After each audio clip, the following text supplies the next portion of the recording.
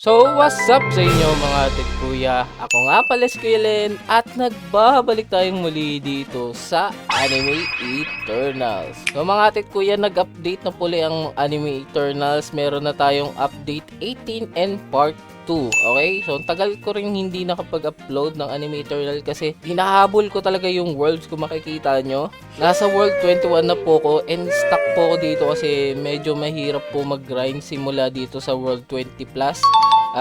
Kailangan nyo po kasi gumamit dito ng bagong exchange coin.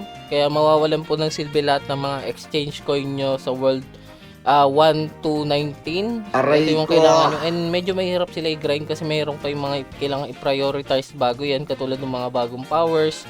Syempre, yung mga kailangan yung i-upgrade yun. Kaya medyo mahirap dito pagdating sa world 20. Kaya medyo natatagalan ako dito. Pero baka simula bukas matapos ko na tong World 21 tapos makapag World 22 na ako. Pwede na!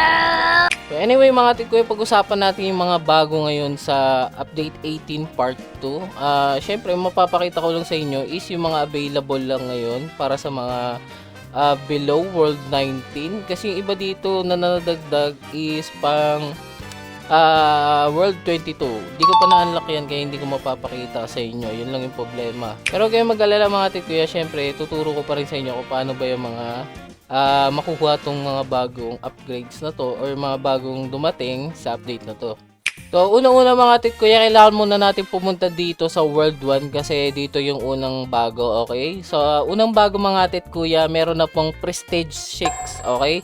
Wala yan nung nakaraan, nakalak pa yan. So ngayon meron na pong Prestige 6. Ang kailangan nyo po is 270 level. So medyo malay-layo pa ako kasi makikita nyo sa bar ko, trillion na po ang requirement sa akin. So medyo mahirap po magpa-level kapag nandito na kayo sa stage na ganito. Kaya worth it naman to pag nagpe-prestige kayo kasi lagi kayo may 100 credits na balik tapos yung mga potion is makukuha nyo. Yan po yung pinaka-importante, yung mga potion talaga. Tapos yung extra stat points tapos extra EXP multiplier is also maganda. So another thing na dadagdag nung linggo lang, i-cover ko na rin to mga kuya, is yung shadow upgrade, no? Alam natin meron na tayong shadow leveling pero meron pa pong shadow upgrade.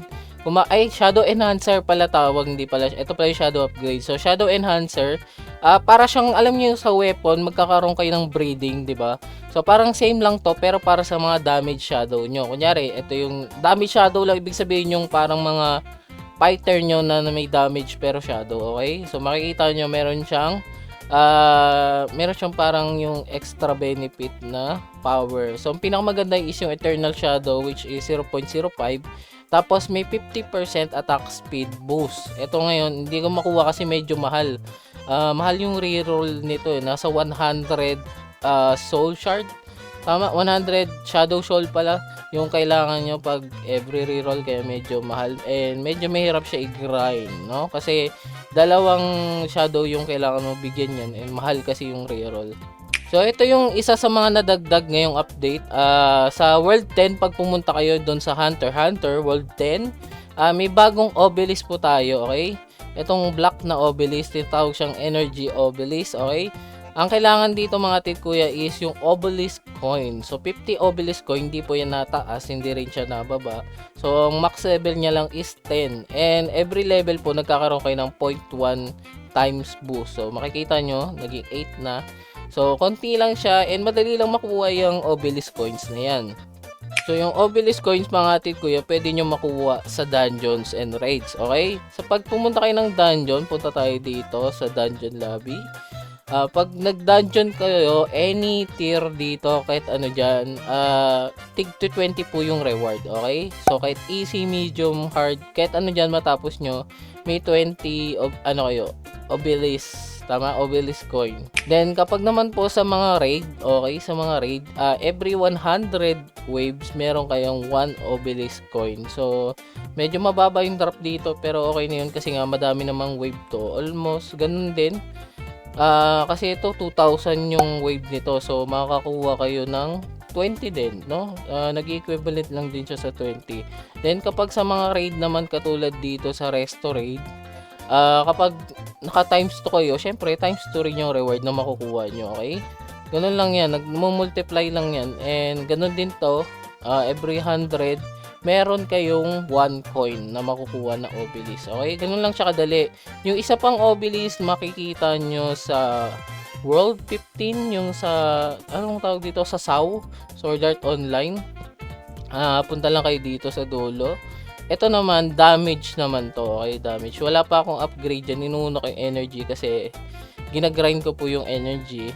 Then, ito, kung gusto nyo damage, upgrade nyo tong, damage na obelisk. So, madali lang makuha, madali lang ma-upgrade kasi nga, every 10 minutes, meron naman tayong raid, ay dungeon. So, hindi kayo mahihirapan, especially kahit beginner kayo. Ma-upgrade kagad nyo yun ng max. So, i-upgrade nyo kasi maganda po yan kahit times 1 lang yan. Okay pa rin yan, malaki pa rin yung dagdag niyan. Mapapansin nyo pa rin yung dagdag niyan kapag na fully unlock nyo, okay? So, another good thing na nadagdag, no, mga tit kuya, especially sa mga nag-grind ng progression raid. Example is yung sa World 9, yung Spirit Residence, yung Dandadan, tapos yung sa World 16 yung sa Jojo Bizarre Adventure kasi nandyan yung progression raid 2. May makukuha na po kayong lunchbox, okay? Kasi dati wala yung lunchbox and medyo yung iba sa inyo siguro ang daming key na hindi ginagamit, okay? Ang dami kong key, oh.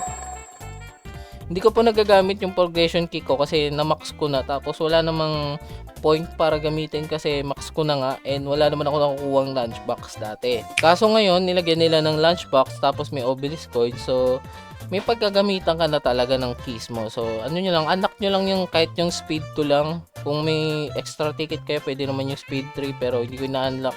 Speed 2 lang ako kasi may pinagagamitan pa ako ng ticket. Maganda yun mga tit kuya para kasi yung iba sa inyo, alam ko sa inyo hindi kasi nag-upgrade ng progression eh. Yung iba sa inyo tamad mag-upgrade ng progression pero maganda po ang progression, okay?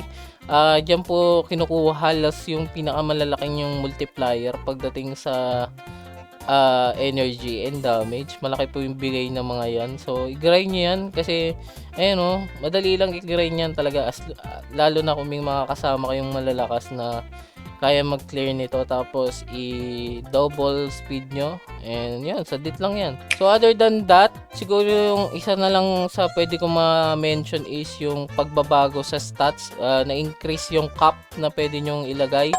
Siguro yung pinaka-importante is yung sa Starlock, if nag-hatch kayo ng mga Supreme na Supreme Champion katulad ko, so makikita nyo almost full Supreme na ako ng World 21. Kailangan yung kailangan nyo kasi mag Starlock boost ng max if gusto nyo makakuha ng mga Supreme. Magre-reset kayo. Alam ko ang Starlock max is level 500 na, dati is 350, ngayon 500 na. Then ina-increase naman din tong damage tsaka energy pero hindi nyo naman mamamaximize yan lalo na kung wala kayong mga max prestige din naman. So huwag nyo nang problemahin yun. Ang pinakamahalagang maalala nyo is yung Starlock is 500 levels na po yung max para pag mag-hatch kayo, ma-maximize nyo yung luck nyo, no? Makuha nyo kagad yung best pet doon sa world na gusto nyo and makapag-grind kayo ng mabilisan.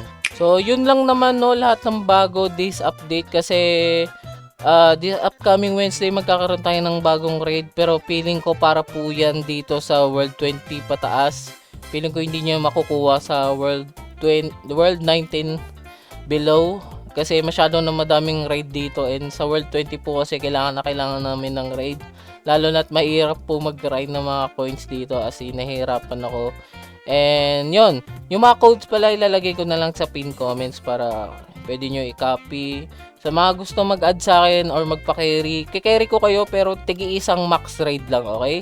Kumbaga, tutulungan ko kayo ma-unlock yung, kunyari, hanggang wave 1,000, wave 1,000, yung mga ganyan-ganyan. Tutulungan ko kayo. Meron pa rin kasi ako hindi na ma-max talaga kasi nga, masyadong malalakas yung mga ibang mobs. Pero hindi ko pa natatry itong bagong gold raid kasi nga, di pa ako nakapag-reset, nag-grind pa ako. Pero yun, tutulungan ko yun, add nyo na lang tong account na to.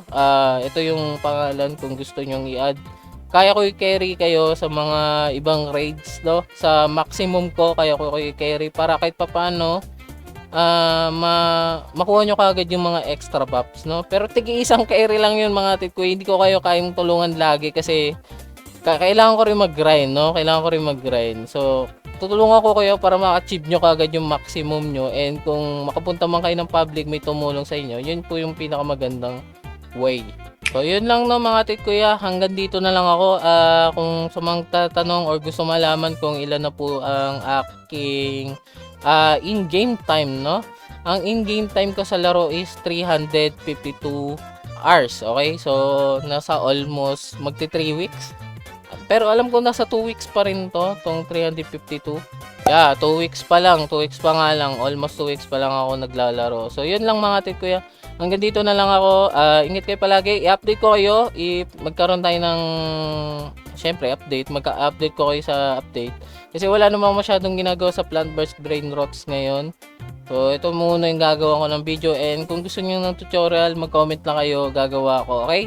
Tuturo ko sa inyo kung paano ko greenine to ng efficient. Siguro tuturo ko sa inyo mas magandang version. Kasi nung nag-grind ako, mag-isa lang ako wala akong katulong Kung may katulong kayo, mas madali ito i-grind sobra, promise. So yun lang mga tit ko, ingat kayo palagi and God bless po sa inyo. Bye bye.